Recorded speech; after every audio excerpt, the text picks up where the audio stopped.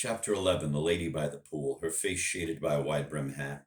Elizabeth Shand dozed at the lunch table beside the swimming pool, her unblemished white skin set off by an ivory swimsuit.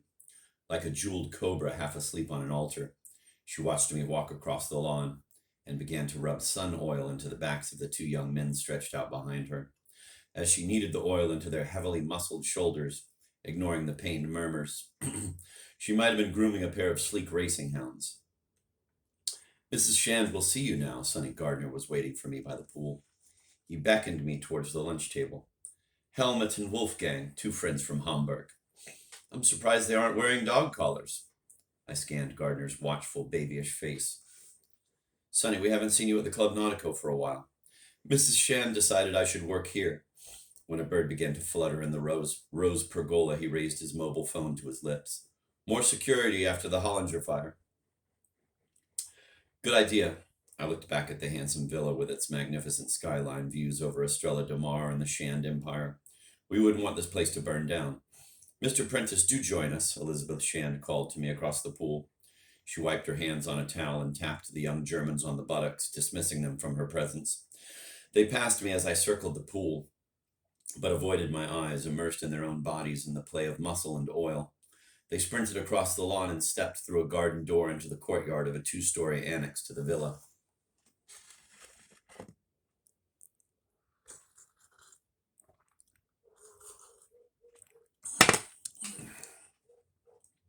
Mr. Prentice, Charles, come and sit next to me. We met at that dreadful funeral. In a way, I feel I've known you as long as I've known Frank.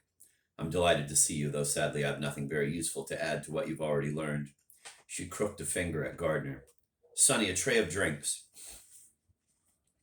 She gazed at me guilelessly when I sat beside her, running through an inventory that began with my thinning hair, moved to the fading bruises on my neck, and ended with the dusty heels of my brogues. Mrs. Shand, it's kind of you to see me. I'm worried that Frank's friends in Estrella de Mar have more or less closed the door on him. For 3 weeks now, I've been looking for something that might help him. To be honest, I've got absolutely nowhere. Perhaps there isn't anywhere to go? Mrs. Shand bared her overlarge teeth in what passed for a concerned smile. Estrella de Mar may be a heavenly little place, but it's a very small heaven.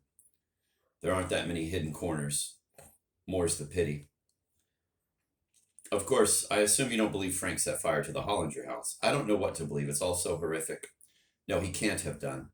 Frank was much too gentle, too skeptical about everything. Whoever set fire to the house was a fanatic. I waited as Gardner set out the drinks and then resumed his patrol of the garden. On a balcony of the annex, the young Germans were examining their thighs in the sun. They had flown in from Hamburg 2 days earlier and had already been involved in a brawl at the Club Nautico disco. Now Mrs. Shand had confined them to quarters where she could literally keep her hands on them. Raising the brim of her hat, she watched them with the proprietary gaze of a madam supervising the leisure moments of her charges.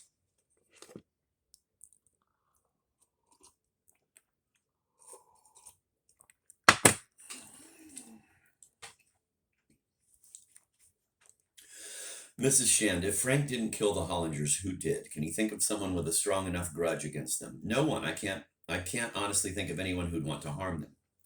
They weren't popular, though. People I've talked to complained that they were a little standoffish. That's absurd, Mrs. Shand grimaced at the silliness of this. He was a film producer, for heaven's sake. She was an actress. They loved Cannes and Los Angeles and all those widescreen hustlers. If they kept aloof, it was because they saw Estrella de Mar becoming a little too bourgeois. Exactly. It's also earnest and middle class now. The Hollingers came here when the only other Brits were a few remittance men and a couple of burnt-out baronets. They were the ancien regime. They remembered Estrella de Mar before the cordon bleu classes and the Harold Pinter revivals. Too true, I'm afraid. I don't think the Hollingers ever really got the hang of Harold Pinter. For them, the arts meant the California of black tie subscription concerts, fine art foundations, and Getty money.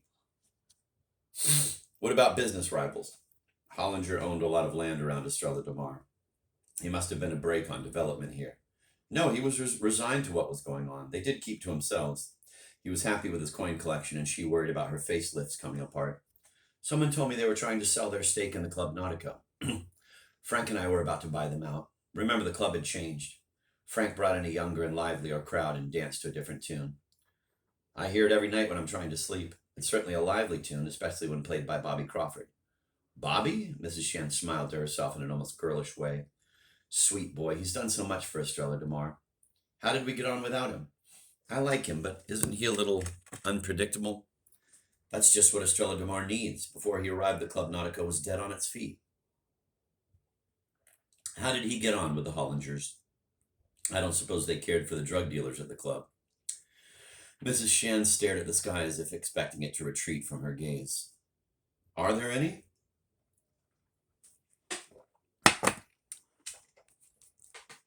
You haven't seen them? I'm surprised. They're sitting around the pool like Hollywood agents. Mrs. Shan sighed deeply, and I realized that she had been holding her breath. You'll find drugs anywhere these days, especially along the coast. Something new and strange happens when the sea meets the land. She pointed to the distant pueblos. People are so bored, and drugs stop them going mad. Sometimes Bobby is a little too tolerant, but he wants to wean people off all these tranquilizers that people like Sanger prescribe. Now, those are the really dangerous drugs. Before Bobby Crawford arrived, the whole town was Valiumed out of its mind. I imagine business generally was rather slack, flat on its back. People didn't need anything except another bottle of pills. But they've picked up now. Charles, I'm sorry about the Hollingers. I'd known them for 30 years. You were an actress? Do I look like it? Mrs. Shan sat forward and patted my hand.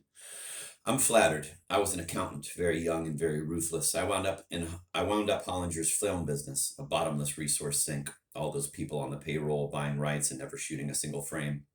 After that, he asked me to join his property company. When the building boom ended in the 1970s, it was starting out here. I had a look at Estrella DeMar and thought it seemed promising. So Hollinger was very close to you? As close as a man ever gets to me, she spoke matter-of-factly, but not in the way you mean. You hadn't fallen out with him. What on earth are you trying to say? Mrs. Shan took off her hat as if clearing the decks before a fight and stared unblinkingly at me. Good God, I didn't set fire to the house. Are you suggesting that? Of course not. I know you didn't. I tried to pacify her, changing tack before she could summon Sonny Gardner to her aid. What about Dr. Sanger? I keep thinking of that scene at the funeral. Everyone there clearly disliked him, almost as if he was responsible. For Bibi's pregnancy, not for the fire. Sanger is the sort of psychiatrist who sleeps with his patients and thinks he's doing them a therapeutic favor. He specializes in drugged-out little things who are searching for a friendly shoulder. He may not have started the fire, but could he have paid someone to do it for him? The Hollingers had effectively taken Bibi from him. I don't think so, but who knows? I'm sorry, Charles, I haven't been much help. She stood up and slipped on her beach robe. I'll walk you back to the house. I know you're worried about Frank. You probably feel responsible. Not exactly responsible. When we were young, it was my job to feel guilty for both of us. The habit has stuck. It's not easy to throw off. Then you've come to the right place. As we passed the pool, she gestured at the crowds lying on the beaches below. We don't take anything too seriously in Estrella DeMar. Not even crime? There's a lot of it around, and I don't mean the Hollinger murders. Muggings, burglary, rapes for a start. Rape? Awful, I know, but it does keep the girls on their toes. Mrs. Shand lowered her glasses to peer at my neck. David Hennessy told me about the attack in Frank's apartment. How vile. It looks like a choker of rubies. Was anything stolen? I don't think theft was the motive. I wasn't really hurt. It was a psychological assault of a curious kind. That sounds rather new and fashionable. One has to remember how much crime there is along this coast. Retired East End gangsters who can't get rid of the itch. But they're not here. That's the odd thing about Estrella DeMar. The crimes here seem to be committed by amateurs. They're the worst of all. They leave such a mess to be cleared up. You can only trust the professionals to do a decent job. Behind us, Helmut and Wolfgang had returned to the pool. They dived from the twin boards and raced each other to the shallow end. Mrs. Shand beamed at them approvingly. Handsome boys, I commented. Friends of yours? Gasterbiters. They're staying in the annex until I find work for them. Waiters? Swimming coaches? Let's say they have all sorts of uses. We left the terrace and stepped through the French doors into a long, low-ceilinged lounge. Film industry memorabilia covered the walls and mantelpiece. Framed photographs of award ceremonies and command performances. On a white baby grand was a portrait of the Hollingers standing by their pool during a barbecue.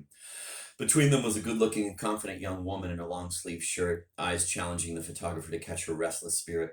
I had last seen her on the television screen in Frank's apartment, smiling bravely at another camera lens. Something of a character, I pointed to the group portrait. Is that the Hollingers' daughter? Their niece, Anne. Mrs. Shand smiled sadly to herself and touched the frame. She died with them in the fire. Such a beauty. She might have made it as a film actress. Perhaps she did. The chauffeur waited by the open front door, a burly Maghrebian Magrebian in his 40s, who was clearly another bodyguard and seemed to resent me even looking at the Mercedes limousine. Mrs. Shand, you might know, is there a film club in Estrella de Mar? There are several. They're all very intellectual. I rather doubt if they'd find you up to scratch. I don't suppose they would, but I'm thinking of a club that actually makes films. Did Hollinger shoot any footage here? Not for years. He hated home movies. There are people who make films. In fact, I think Paula Hamilton is something of a camera buff. Weddings and so on? Possibly. You'd have to ask her. By the way, I think she's much more suited to you than Frank. Why? I hardly know her. What can I say? Mrs. Shand pressed her ice-cold cheek to mine. Frank was awfully sweet, but I suspect that Paula needs someone with a taste for the deviant. She smiled at me, well aware that she herself was charming, likable, and totally corrupt. A Game of Tease and Chase, Chapter 12. Deviance in Estrella de Mar was a commodity under jealous guard. Watched by the wary and suspicious chauffeur who was logging my license number into his electronic notebook, I freewheeled down the drive past the Mercedes. With its tinted windows, the bodywork seemed both paranoid and aggressive, like medieval German armor, and the nearby villas shared this nervous stance. Razor glass topped almost every wall, and security cameras maintained their endless vigil over garages and front doors, as if an army of housebreakers roamed the streets after nightfall. I returned to the Club Nautico, trying to decide on my next move. Elizabeth Shand just conceivably had a motive for killing the Hollingers, if only to get her hands on a piece of prime real estate, but she would have chosen a less crude weapon than arson. Besides, she clearly liked the old couple, and the 5 murders would certainly have been bad for business, frightening away potential property investors. At the same time, she had given me a glimpse into another Estrella de Mar, a world of imported bedboys and other genial pleasures, and had identified Anne Hollinger for me. Sitting by the television set, I rewound the cassette of the porno film, then played through the violent scenes again, trying to identify the other participants. How had this maverick and high-spirited young woman found herself in such a crudely exploitative movie? I froze her brave smile to camera as she sat in the tattered wedding dress, and imagined her playing the tape as she injected herself in the bathroom, trying to blot out all memory of the pale-skinned young man who had been determined to humiliate her. The frightened eyes wept their black ink, and the lipstick skewed across her mouth like a gasp.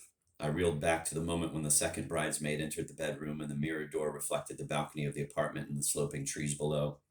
Again, I froze the frame and tried to sharpen the blurred image.